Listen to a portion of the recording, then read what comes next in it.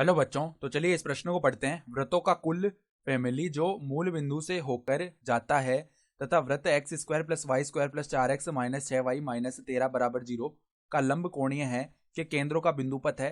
तो यहाँ पे देखो ये चार विकल्प दिए हुए हैं और हमें सही विकल्प का चयन करना है। ठीक है, तो प्रश्न में आगे बढ़ने से पहले इस प्रश्न से संबंधित जो मुख्य उदाहरण है उसकी हम चर्चा कर लेते हैं। तो देखो मुख्य उदाहरण क्या हो जाएगी।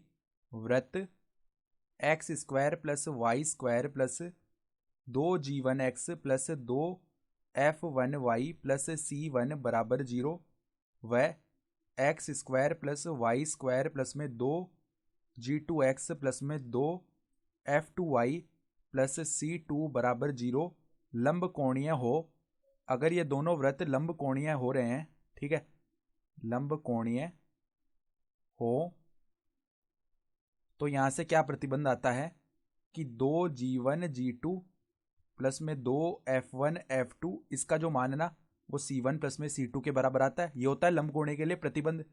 तो अब देखो हमें जिस वृत्त के केंद्र का बिंदुपथ बताना है उस वृत्त के समीकरण को हम एक बार मान लेते हैं। माना देखो वो वृत्त इस प्रकार का है c, इसका समीकरण है एक्स स्क्वायर प्लस में वाई स्क्वायर प्लस में 2gx प्लस में 2fy प्लस c बराबर 0।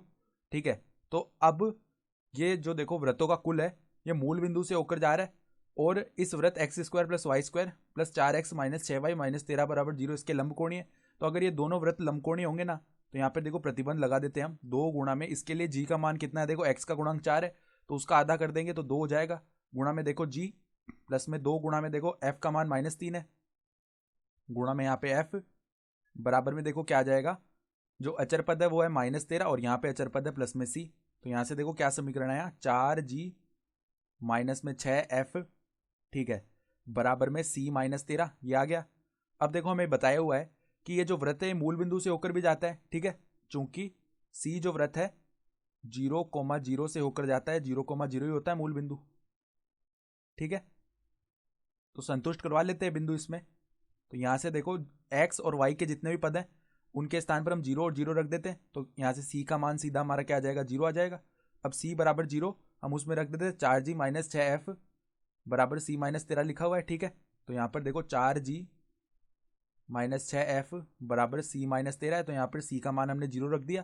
तो -13 को इस तरफ लेके आते हैं तो 4g माइनस 6f फिर प्लस का 13 बराबर में 0 बनेगा। ठीक है, तो अब देखो जब हमने ये शुरू में समीकरण लिखा था तो यहाँ पर इसका केंद्र क्या आया था, केंद्र जो है इस वृत्त का ये आएगा हमारा -g कोमा में माइनस का f।